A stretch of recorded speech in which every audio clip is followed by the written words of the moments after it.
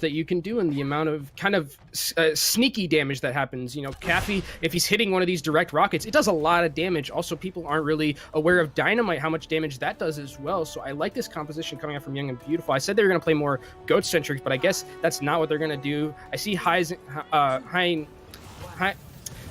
not going to try that one. I see the Sombra is going to be going, and I think it's going to be just a scout, and then it's going to come back as Reinhardt. Henningsen is a tough name to say. Henningsen, there we go. Okay. There we go. Sometimes English just leaves you. It is a difficult language after all, but you can already see hiding this Pharah for as long as possible as Danny's the one spamming things through. Flippy getting the damage boost for now. And yeah, you mentioned that Henningsen just getting the information will rotate back and go right to Reinhardt, and Kagasi, he's going to pull out the Winston. Okay, I see you. This is quad tank. This is the EU special here with the Winston as well. You're going to get a lot of healing from the Moira here.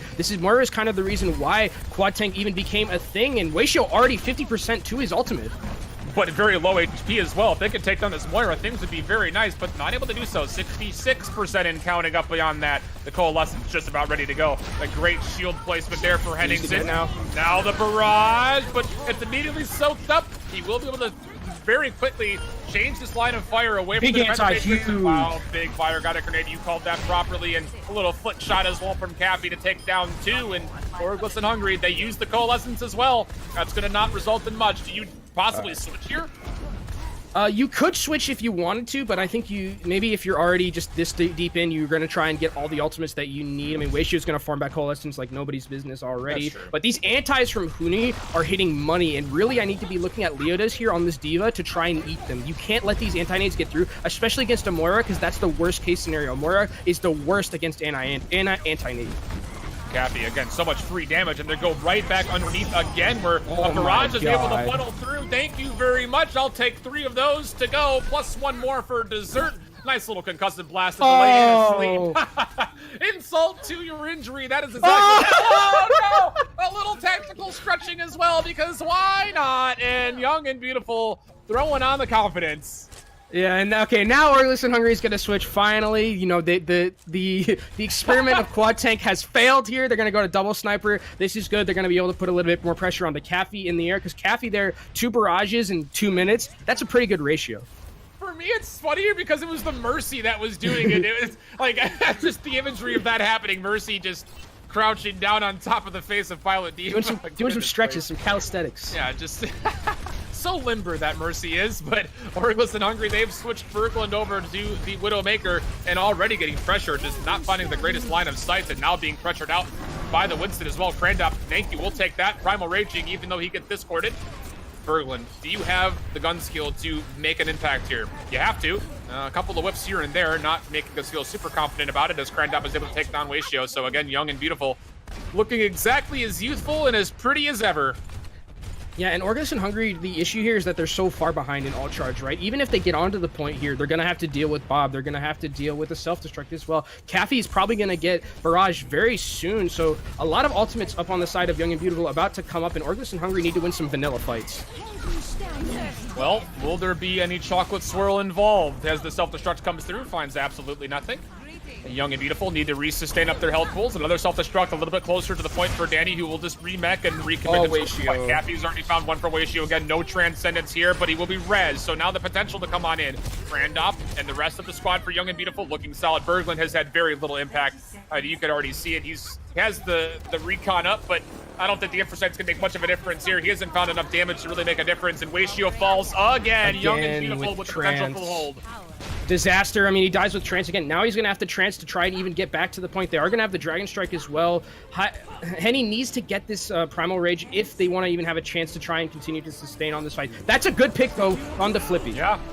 And now the Dragon Strike, desperately so, thrown out towards the point. It'll at least open up an avenue for them to move. Barrage with the boost, and we'll take down one. Could it find potentially more? Not enough damage to get through the Transcendence. But Berglund will find himself a projectile to the face. Oh my goodness, just over his left shoulder. But that's an easy contest for Caffey with the Ego Challenge. Henningsen is in the Primal Rage though. So again, Orgless, they have 4 members here.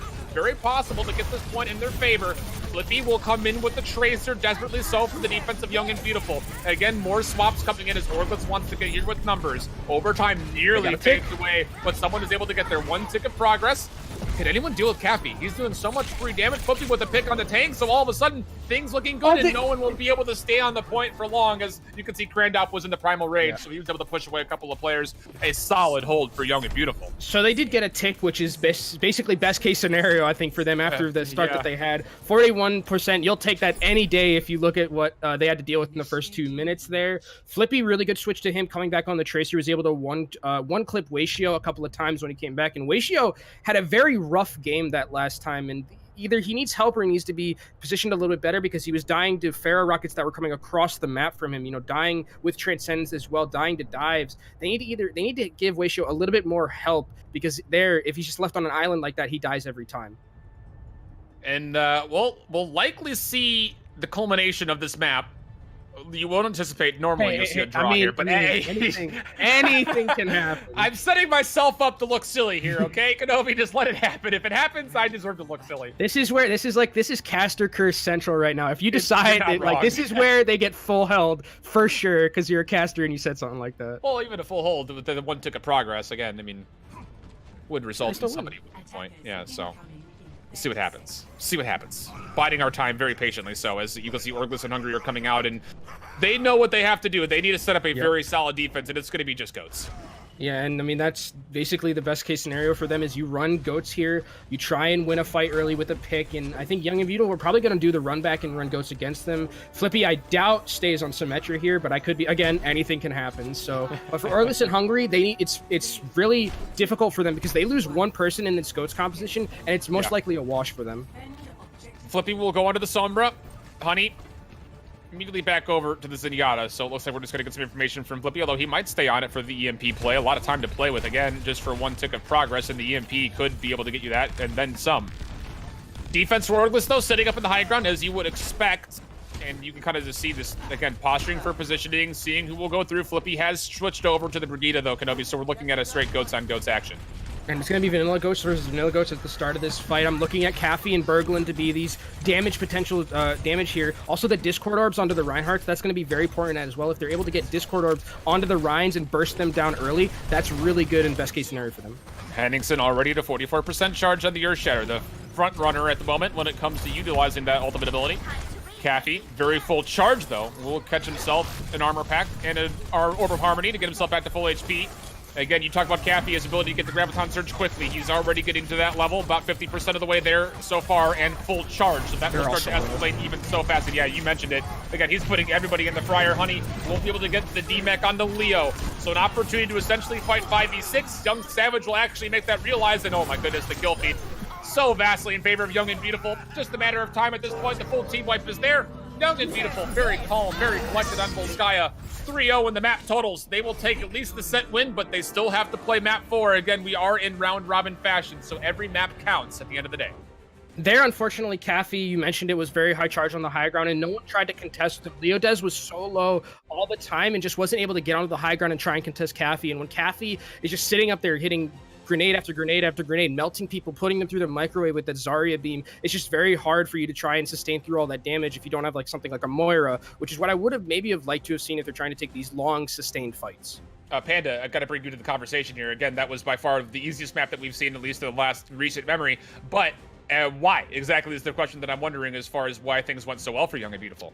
But you can't play Mei if you don't reach second point, like I was saying before before we actually started Volskaya Industries. That's where Mei is probably going to find the most value. So we saw Orgless and Hungry try to pull out with his quad tank to no avail. And then we got to see Berglund pull out one of his most tried and true heroes. Berglund is a fantastic tracer and Widowmaker main. If you don't know this player, definitely look him up. He has a good bunch of clips going through Twitch himself. But if you're Caffey and you've been playing this game since its release and you understand map terrain, why would you hang out anywhere else besides on that giant poster on the right-hand side if you're facing the choke for the defending team? There's no other place you would rather be. And if you're that direct, let's not forget the patch that came through a little bit ago for Pharah's rockets. They are faster. You have to land them directly. And I think Caffey is definitely up to the task, landing tons of rockets, cycling through rocket barrages. We even saw him putting Berglund into overdrive mode, where he was just trying to snipe his way out of a corner next to the forklift towards the choke of point A, Volskaya.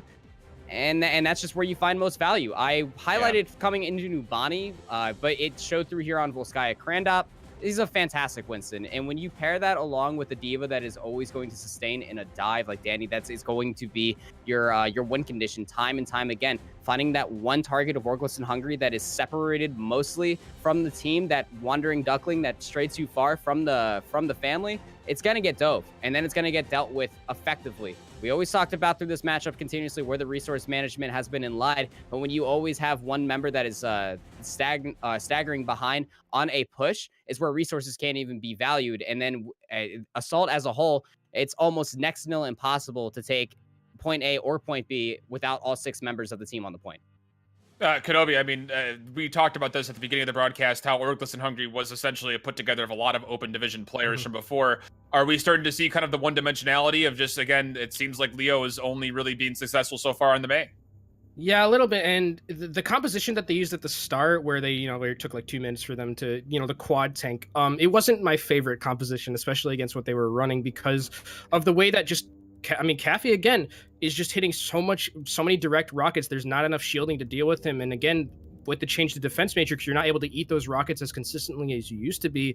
And even though they're going to have the coalescence, there's people dying left and right before you if Caffey's hitting those shots. So I would have maybe liked to have seen something different. Maybe like Orisa instead of Winston, just so you get double shield, even though that's a, I know people don't like that. Yeah, Roadhog too, like just to deal with, play Kib, just play like Kib and just, be anti-air Roadhog. Do stuff like that. I think that's really what I would like to have seen more of instead of just, throwing in the Winston, because I don't think it really brought anything to the table.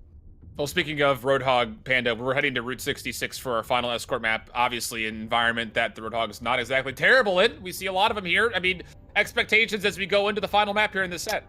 I probably won't see too much quad tank coming out of Orgless and Hungry, maybe more flexibility. Route 66, contrary to popular belief, quad DPS does not counter goats, but it is very popular to play a lot of DPS on Route 66 because it's very open. I'm probably going to be able to see Caffey pull into his hero pool that much further and to see the flexibility come through. Kenobi? Yeah, we're not going to see quad tank. We're not seeing quad tank. Yeah. There's no way. That's not even a hot take. It's a cold There's take. No way. That is a stale, lucid, tepid take from Kenobi. We'll get everything moving for map 4, the escort Route 66 coming up just the backside of this break. Don't go anywhere.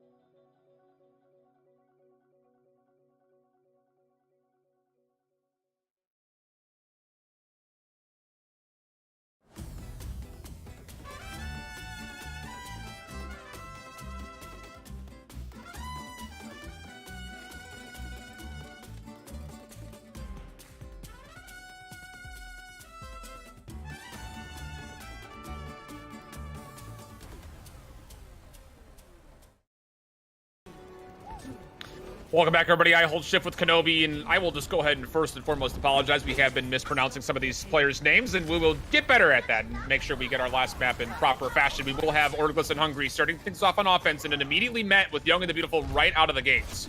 Yeah, and this is the standard and what I was expecting. You know, goats v goats. We are in EU. They love their tank play and they love their goats. So it's just going to be a battle at this first point here, and they trade 1 for 1. Yeah, not the worst case scenario whatsoever, as again, the respawn proximity will favor that of Orgless and Hungry on the attack, but Donnie able to do some nice action through these little train cars and get himself right back on out. A lot of delay of the time, and you can already see Orgless and Hungry feeling a little bit of the pressure, not fully committing to moving on through. Berglund really low in the health pool department. Again, Coffee just doing such a great job of getting that high charge so quickly and making an impact early on in these fights. Berglund is high charge himself, though, and doing some good damage, already at 95%, and hitting these rockets or these grenades rather, really well. And that's a really low Kren top, and he's going to go down.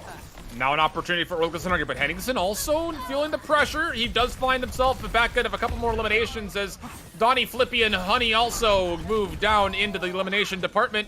Orgless and Hungry looking solid so far as they'll move right past Big Earls and look to complete the first stage. And the best part about that is Orgless didn't have to use any ultimates because this next fight is going to be an ultimate bloodbath. You see for Orgless and Hungry how many ultimates they're going to have. All 6, whereas Young and Beautiful, unfortunately, Danny and Krandop not having that much. That grab comes out and it's very aggressive.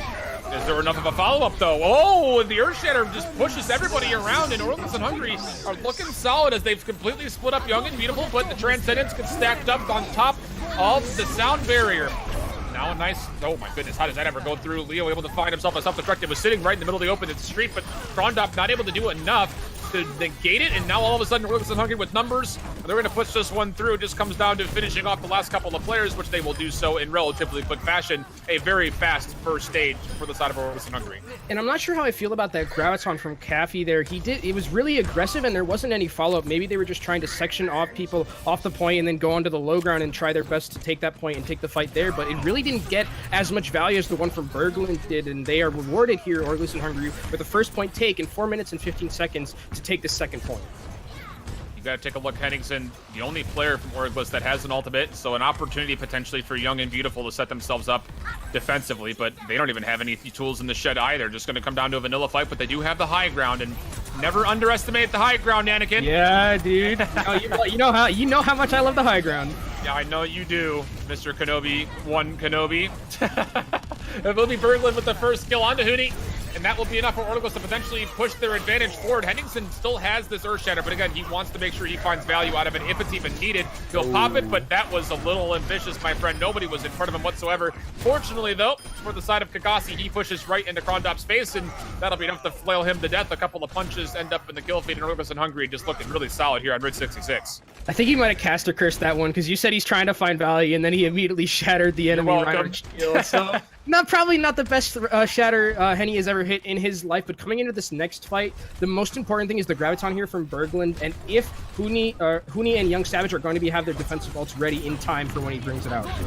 Berglund, though, does have a graviton surge opened up by Orgless. Actually, Young and the Beautiful able to respond with one of their own. The Transcendence comes through. Self-destruct is absolutely well found from Leonids. And again, Orgless, they have yet to even falter whatsoever in these team fights. They're looking like smooth criminals walking away with this map at the moment. Something needs to change for Young and Beautiful. It just, for me, comes down to who, what, where, and when.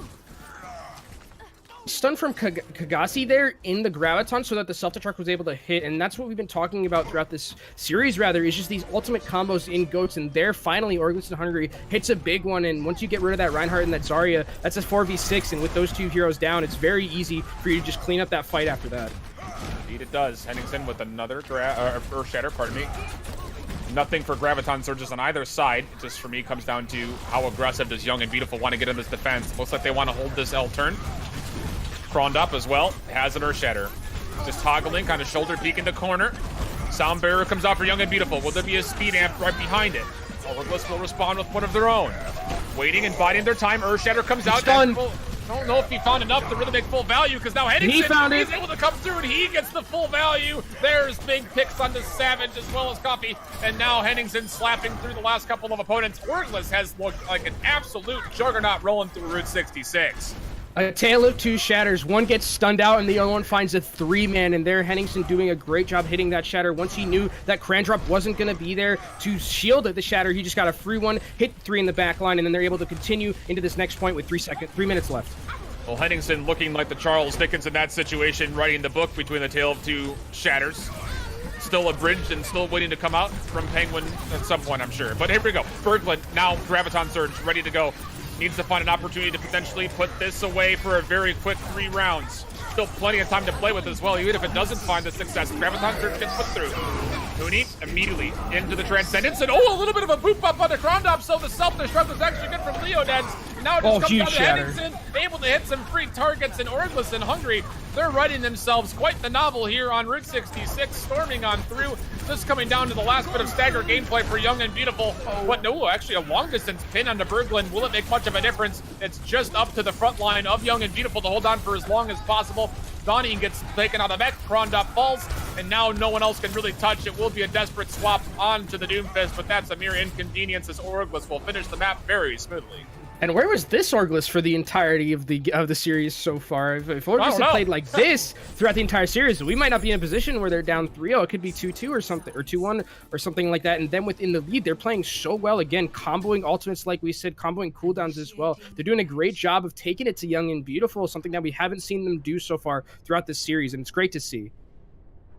Yeah, definitely, the silver lining is getting painted very nicely here for Orgless and Hungry. Again, if you're just following along with the format here in the EU Contenders Trials, it is all round-robin gameplay. So we will play, of course, all 4 maps in the set, a 5th if needed, if we're drawn up at 2. Every map matters. Every map matters, exactly. There is no playoffs.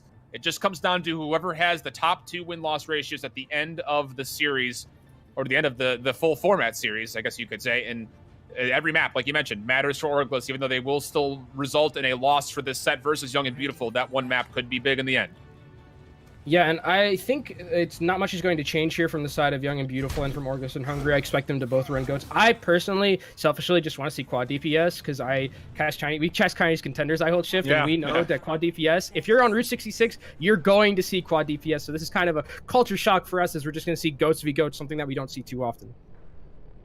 But obviously, everything has its place, right? Especially in that first stage, there's a lot of versatility that you can come through with. So now, Young and Beautiful, can they match the same pace that Orgless just put on? My goodness, what a show that was.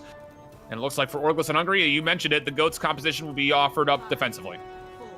And I think, Huni is just going to draw out the Sonic Arrow, so he's going to be switching back off to something else that's more in the GOAT's lineup, and then they're just going to take this early fight. I like that Orgless and Hungry is taking this early fight here, so that way they can milk as much percentage off the clock as possible. And I also like this rotation coming out from Young and Beautiful. We see this rotation a lot, where they go up onto the high ground and kind of flip sides, so that way you have the advantage kind of with where your positioning is.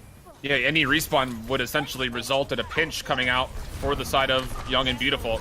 But can Orgless and Hungry meet the resiliency? Oh my god, Coffee. He's up here for free. He's already nearly full charge, and he's dealing just so much free damage. Now he wants to get a little bit more involved and more active in the front lines, and he'll dive right on in, and more eliminations favoring that of Young and Beautiful. So the defense so far in Stage 1 has been a little bit left wanting from both teams as Young and Beautiful win their first team fight and get this payload on the move.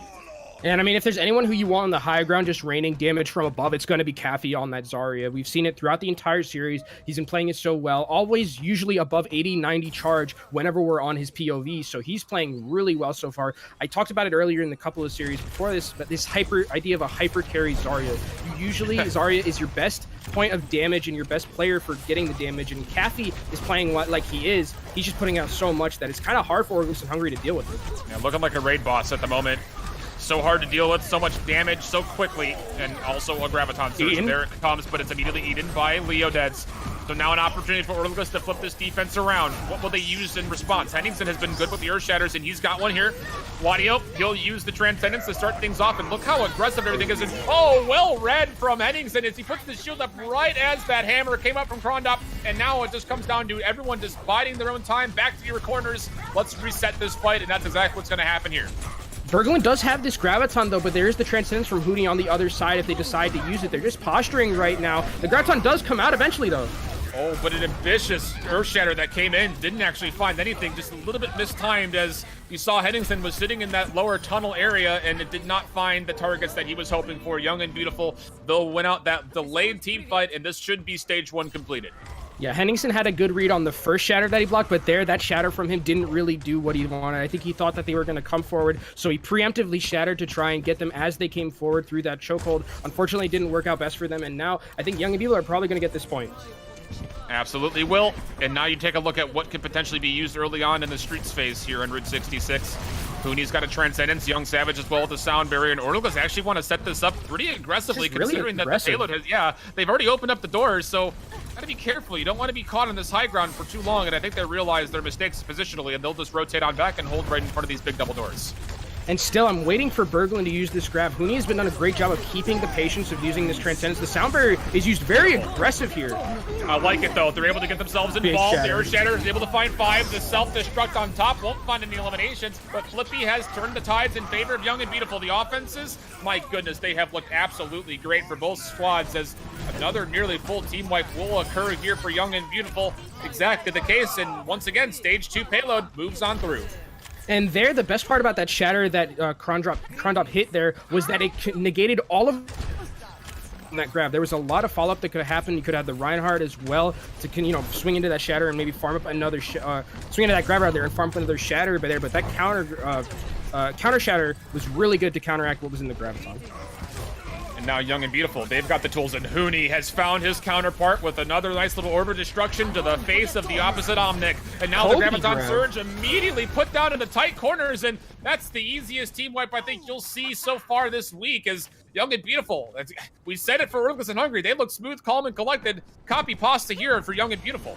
That was a grab from downtown there from Caffey, and it caught I don't think that Orgless and Hungry expected it at all. And Leodez going to be switching back over to his comfort pick here, going to the May. We'll see if these walls are going to be able to hit. In this area of point C, it's much easier to hit walls because you're in such a confined space. So he can definitely get a lot of value with them. You have the May for Leo putting up an early wall. Krondop feeling the pressure, but immediately gets recollected by his team. He gets frozen for a small second, but still very healthy. We have a rally in play for Flippy and the rest of Young and Beautiful. Self-destruct now used to gain some space. Won't actually find eliminations, but the map positioning is appreciated for everybody else in blue. This comes down to Krondop. When do you let this Earth Shatter fly? Do you get an opportunity? He already sees 2 shields in front of him, and it might just have to be in the back end of Coffee so close to getting another Graviton Surge. Shatters come back for both, and it will be in favor of Young and Beautiful. The Graviton Surge on top of it, and that's enough damage for Young and Beautiful to find themselves 4-for-1 trades. They do lose their Reinhardt, but it's definitely still a 1 team fight. Young and Beautiful getting this payload rolling. And there, Henningsen was going to shatter, but he got booped up into the air, so then it was just a free shatter for Krondop. And after that, the Graviton came out, and it was just an easy clean for the side of Young and Beautiful as they take it to this 3rd point. No ultimates, really, for Orgless and Hungry. Berglund the closest towards his, and Tang with that Sound Barrier. Something needs to happen here for Orgless. Again, dire situation, still plenty of time to play with. Meeting, if not exceeding the time, could be Young and Beautiful here. But very low is the Reinhardt, very wisely backs up, trying to get Krondop as farmed up the health pool to pop up, but the Fire Strike comes through. No defense matrix, and that will be Henningsen and the rest of the gang moving on in. Nice aggressive defensive push here for Orgless and Hungry. They find themselves what seems to be, and probably is actually, the first defensive win so far here on Route 66. You hit the nail on the head. Really nice aggressive play. You saw Kagasi was basically playing a frontline Brigitte with that rally, just going in and trying to get Krondop. And Krondop, unfortunately, went down to the Fire Strike coming out from Henningsen. So Orgless and Hungry in this next fight, they have the combo again. The combo, can they get this combo of the Blizzard and the Graviton? That's what they're going to need to win. There is the other side for Hooney. He does have this Transcendence. Round 1 will technically be won out by Orgless and Hungry in the time bank department, but will we even see a round 2? Leodets gets a full freeze onto Hooney, and one more icicle to the dome, but won't be enough damage. Graviton, why not? Wall. Great wall to block off any incoming damage, delays the time, and now all of a sudden Orgless and Hungry could potentially set themselves up a 2nd straight defense. But for now, both teams will bide their time, head back to their own respective sides of the map, and reconsider how they want to position for this. Be careful. You can see Coffee on top of the trailer. 3 damage up ahead. Now finally Graviton for Orgless, and immediately met with the Blizzard. A wall as well to block off a lot of the players, but is there enough damage to follow up? Nobody falls as the Transcendence came through for Wadio at the exact right time. The Earth Shatter finds not enough, and now Young and Beautiful in a big situation as they will be taken down by the stun of the Earth Shatter, and the wall also goes up. You can already see Coffee 52% again. Trades do happen up in the front lines, and all of a sudden, Young and Beautiful with the damage behind Coffee's gun will possibly be able to push this one through. One more reset for Orgless, but they have to come back and contest quickly. And they might not even be able to. There is the rally here that's going to come out from the Brigitte, but Cappy is so high charged. He's pumping out so much damage by himself, already almost towards another grab. This could be all that is needed for Young and Beautiful to get on through. Timer ticking closer to overtime. A good wall to delay things as both Reinhardts do full. So 5-on-5, not many shields available. Long distance. Eat him! The surge will happen and a nice eat from Donnie. So all of a sudden, Young and Beautiful. Oh my goodness. You just keep calling his name, and it's usually on the back end of something successful. Coffee has been so good. On top of that, though, the eat from Donnie. Oh, Young and Beautiful will finish the map, but at a significantly less time bank than Orgless. And Kathy again hitting a huge graviton, and the great thing about that graviton was that it forced the graviton out of Berglund, and I think they read that the graviton was going to come out with the amount of time that was left. Great play and great eat coming out from Orgless and Orgless and Hungry there. Really good job from them to be able to sustain themselves on that point, eat that graviton, and then use that graviton of their own to win that fight. So a minute on the clock for Young and Beautiful, 2.5 plus for Orgless and Hungry. But goodness, you talk about the say it. Are we gonna see Pirate Ship? I feel like I knew you were gonna go there, but it doesn't look like that's gonna be the case. That's like when you're in ranked and you're like, oh, we have a minute left. Well, we might as well just run the Bastion comp and just try and see what we can get because we don't have that much time. Maybe we'll get to point A. But again, I mean, to kind of play devil's advocate against your point there, I mean, we've seen so much easy success on the offense so far. I mean, if it's been tried and true, you might as well stick with it. So Young if and it ain't Beautiful, broke, yeah, don't fix it. No need to bust out the duct tape or the WD-40. This is a well-oiled machine. Liver and onions. That doesn't. What do you think of liver and onions, Shift? I can't imagine any situation that I would ever go to a restaurant and say, I'm going to have that. Okay, that's what I think too. Yeah, no way. Maybe that's more of an English thing or something. I don't know. Not there. But Young and Beautiful will come out the gates on offense. And again, Kenobi, this was the same setup we saw Orgless and Hungry pull, but it had not been on much defensive success. Something needs to change if you're looking at Orgless and Hungry, or pardon me, as Young and Beautiful again flip the tides once again as they just flip the map on top of itself. I mean, Orgless and Hungry just putting themselves on this payload, saying, "Come to us." Yeah, and oh my God, Berglund is getting solo. He needs to stay alive if they want to have a chance to win this next fight. All the health bars on Orgless and Hungry, solo for everyone, and Henningsen is going to go down first. Not looking good. One more taken out of mech would be Leoned's, and it looks like Young and Beautiful, they should be able to clean up this fight no problem. And yeah, you can already see this. Huni is just playing Sentry Turbo with these Orb of Destructions, feeling a lot of damage. You see him in the assist column there on almost every elimination. So we will get overtime, of course, but it comes down to, again, that was a very convincing win for Young and Beautiful, so they'll have the advantage in the ultimate department. And this is really bad for the side of Orgless and Hungry because of the amount of ultimates they've given away, basically. They have the rally from Flippy. They're going to have Huni's Transcendence as well. And Orgless and Hungry, Wadio is the only one who has the Transcendence, and Caffey much more charged up than Berglund has been with these ultimates and with these Gravitons. Huni as well, very close to a Transcendence, while Wadio is close to one of his own. But you take a look at Tang, 60%. A long way to go for that second support ultimate.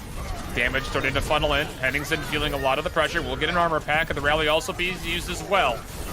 Krondop, he has not had many successful Earth Shatters, and he won't find another one there either. Trying to respond is Henningsen. He won't find much off the back end of it, though, either. So it will be Brigitte on Brigitte crimes happening as Kagasi's the first elimination. Numbers for Young and Beautiful, and they have the health pulls. Graviton Surge also being utilized here. But again, the numbers starting to flip a little bit forward for Orgless and Hungry. They do lose their Reinhardt, though, so you have to think that Young and Beautiful, they have the presence in the front line to wipe on through, and they will, and goodness gracious, Orgless and Hungry used a lot in that defense. Yeah, their Krondop didn't hit the best shatter there, but you know, Henningsen gives him the homie stock shatter where he says, "Okay, you shattered my shield. I'll shatter your shield, buddy. Don't worry about it at all." So, coming into this next fight for Young and Beautiful, they are still in overtime. I think Orgless is going to get one more contest on this point, but again, Krondop, I want him to see him hit the shatter. And actually, I don't even know if Orgless is going to. No, they're just going to give this away. Yeah, I don't think you can contest it. This would be too much of a dire situation where you could potentially feed off more ultimates to Young and Beautiful, so I like this setup. You only need to win one fight if you're Orgless and Hungry, and they don't have many tools to do it. So you got to find some success, some stall, some poke, a little bit of everything. They always say the best things in life come in moderation, but Orgless and Hungry need to surge quickly. And this is a lot of time and a lot of space that's been given to Young and Beautiful for this last push. I mean, they only had a minute left. They've been in overtime for probably double that. So, I mean, with these ultimates, they need to really make something happen. That's a big self-destruct. It gets Young Savage. Yeah, Earthshatter was utilized. Now the self-destruct in response. Transcendence coming out for Wadio. Orgless and Hungry down a member. Well, they find Henningsen down as well, so now it's actually an even 5-on-5. Young and Beautiful. Can Coffee get his grab off? Nope, it's going to be Orgless that find it, and it looks like that might be the one fight they need to win. All they got to do is shake off the Diva from the point. And looking like a Taylor Swift song, they will indeed shake it off, and that might be just as much as they need to find this full defense. Booped away, way up in the air was Young Savage. So that is the limit with what the payload will move for Young and Beautiful.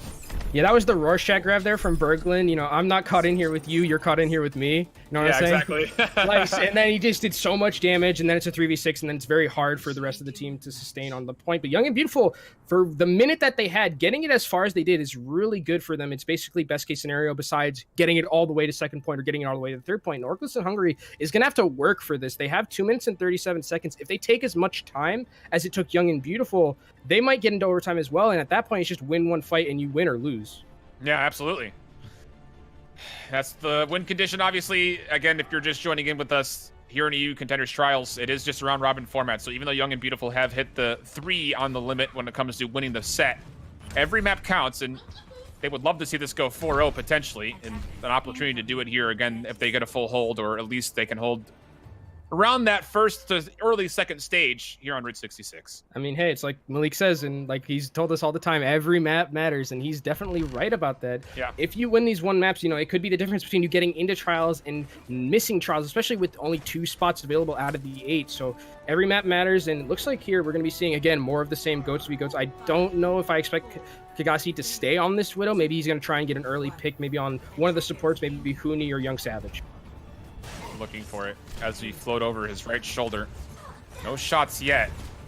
And how long do you stay on this? Looks like not very. Kagasi immediately back over to the Brigida as already his team is trying to fight, and you're fighting that odd man situation. Orgless, what are you doing? You absolutely punished from Coffee, and now it's just Young and the Beautiful. Can they find any more kills on the back end of that push? And they've got a lot of targets in front of them, and that is not what you want to see from the side of Orgless and Hungry.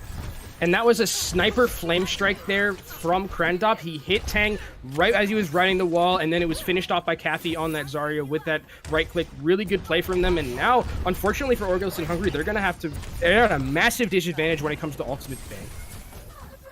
Goodness gracious. All the odds starting to stack up against Orgless and Hungry. Need to make something happen with, again, like you mentioned, not much in the tank. Wadio very close to a Transcendence. That might be the only sustain that they could possibly find here. Little mini shield bash coming out of Kagasi as we take the overhead perspective, and a lot of patience for Young and Beautiful. The rally comes through. Will we see the aggression coming in behind that? Doesn't look like yet. Coffee, again, very close to a grab. Actually has it now. Will he pull the trigger? Nearly full charge as well, so the damage should be there. Waiting for an opportunity. Puts it on top of the payload. Orgless and Hungry will have to be forced into the Transcendence. Earthshatter comes through, and oh my goodness, we've said it once, we've said it twice. The Earthshatter just not quite able to get there, but Orgless and Hungry will still win out the fight as Krondop does fall. And wow, it's kind of surprised, honestly, that Orgless and Hungry were able to make that fight last. Really good ultimate discipline from Wadio to keep everybody alive. Yeah, it was really good from Krondop because Krondop was able to hit the shatter, but he forced away Henningsen to go to the other side, and then there was able to burst down the Reinhardt there. And now Berglund is so high charge. He has this Graviton for himself. Young and Beautiful. Hoodie's going to have this Transcendence available, and that's really what you're going to be looking out for. Can this grab be countered by this Transcendence? Because now with 49 seconds, it's maybe 1 or 2 fights, and with the respawn timers that Orgless have, they need to win pretty much every single fight going into these next couple. And Coffee, again, you talking about him once. It's the fact that he's already so close to a grab, and oh my goodness, that one was solo used onto Huni, who will not be able to stay alive, so numbers do favor that of Orgless and Hungry. The self-destruct sequence takes out the rest of the support line. This is exactly what you want for Orgless. You didn't have to use a lot. You still have the Earthshatter, and you're about to have both support ultimates coming. Actually, almost all 3 support ultimates going to be coming up next fight. This will surely be the first checkpoint in the first stage, and you can already see Berglund is already scouting out exactly how far that payload has to go. Yeah, we're going to have an ultimate bloodbath to decide who wins this game here. It's going to be a lot of ultimates coming out. You have, as you mentioned, 3 support ultimates. You have the Transcendence. You're going to have the Sound Barrier as well. All 6 available for Young and Beautiful. For Orgless, you're just missing the grab and the self-destruct. Full value needed for Young and Beautiful. This is about to get hot. I'm sure most of us have already shifted to the edge of our seats. At least I know I have. Is coming through this little tunnel is Orgless and Hungry in overtime. Can't leave the point. Kagasi starting things off with a rally. What else will be used? Sound barrier very early for Young and Beautiful. Do they want to get on the back end of it? And to grab Eden by Coffee. So, or putting from Leo, and now the self-destruct right on top of the table will find absolutely nothing as Orgless and Hungry invest some big shatter as well. The shatter finds 4, but what a discipline from Huni as he gets the transcendence to keep everybody alive. But there's nothing else left to take for Young and Beautiful. Orgless and Hungry still have Wadio with the transcendence. They need to find an elimination though. Berglund full charge, so close to the grab, but Coffee's the one that finds the first elimination. Wadio staying alive with the transcendence. Berglund moving forward, 96%. Yes, he has it. Needs to find a way to put it down. Be mindful of your diva. He'll use it. It finds 4. Self-destruct right on top. Is this it? He's able to find Young Savage. Orgless and Hungry with the D-Mech as well off of Donnie. Opportunity starts to brew. They got it. And they much desperately need this one map, and it looks like they surely will get it. Rally will not even come fully through. Coffee gets cleaned up. Orgless and Hungry will find themselves a silver lining even in the loss. 3-1 is how it will read at the end of the day. Orgless and Hungry finally take a map win, and they played pretty well on that last map. Their Ghost was looking a lot better. Again, the combos looking much better than they had in the previous maps, and really impressed with how Orgless and Hungry came back. You know, sometimes it is 3-0, you're already at a loss, and to come back and, you know, win a map like that takes a lot of guts and a lot of courage. Absolutely does. And speaking of somebody who has all of those traits plus more, Panda, what did you have to think about that last set there? Kind of upset, honestly. Like, Caffey we keep setting up as this very veteran player. I mean, me specifically, I guess I feel bad for my own analysis too. But when you get 2, I think it was almost 3 grabs eaten in one map, you really got to look back at how you attack this point, right? Defense Matrix is on a 2-second cooldown. You have to get it out of the way. But now I want to put the shoe on the other foot. I want to talk about Leoded's. Leoded's Diva on this map in particular, amazing. Amazing. I don't know why he doesn't play Diva more often. I really don't know. I mean, like, the May's fantastic, sure, and May has stalled out Young and Beautiful on that final attack point, but that Diva play, the defense matrix, is so necessary when you're facing a team that has a Zenyatta that is just lobbing orbs of destruction into your front line. Yeah, you hit it right in the head, and we were kind of commenting, you know, after that second map, we did see Leo use the Diva, and it did not seem to be going all that well for him, obviously warming up to it. So as you take a look at this from Orgless and Hungry's perspective, yes, it's a loss, but there's a lot of success built into that Route 66 push there, Kenobi. Yeah, and I think the thing about Leodez is it's not like the May didn't work, because they were basically a couple of cooldowns and a couple of inches away from this matchup being completely different and completely, you know, it could have been Orgless winning. You know, you don't walk off the point against Busan. You know, you get that full hold on Numbani, and you're just these little inches away, and that's really what the issue was. And I don't know if that's on Leodez per se. I think his May was totally fine, and I think if you want to play it on Numbani and play it on Mecha Base, maybe not on the first map that they played it on Shrine. Don't do that. Yeah. But I think the Leodez, I think it can work, especially if you're going to be going up against a team like this, who is just very goats heavy, Young and Beautiful, like their goats, like playing their goats. And I think it's fine. I think what's most important too is that when you look at the Diva on the field comparatively to the May, I want to go all the way back to that fight, the overtime fight that happened on for Young and Beautiful's attack, when we almost saw them really poised to take that into the next level. There were ultimates across the board. They actually had the ult economy in their favor, but it was because of the defense matrix play from Leo that was able to mitigate damage that was being placed in the right areas from Young and Beautiful that really kind of won them that fight. It was vanilla Overwatch versus ultimates, and just somehow, some way, Young and Beautiful lost that. Yeah, a bit of a surprise, especially as we were building the narrative throughout the entirety of the first half of that set, not to mention the third map that was very convincing on Volskaya. But I want to rephrase the conversation here for both of you guys, because, again, tomorrow we have more games coming up for you guys throughout the entire weekend days. So it will be Young and Beautiful taking up against CIS Hope, both teams sitting with the 1 win so far. First initial reactions as far as how Young and the Beautiful can handle CIS Hope tomorrow. I think with Young and Beautiful walking forward, they have to understand that they are a very strong GOATS team. But with again walking into their next matchup, it's going to be a little bit more difficult, especially against CIS Hope. We saw them get a little bit desynced when they were facing a May GOATS variation of this current meta. CIS Hope is probably only going to throw you that plus some more, and maybe the kitchen sink while they're at it too. CIS Hope, again, originally Windstrike, they were made infamous through EU Overwatch Contenders for playing that May Goats style. And I think that if you don't take the time to adjust your play style when you do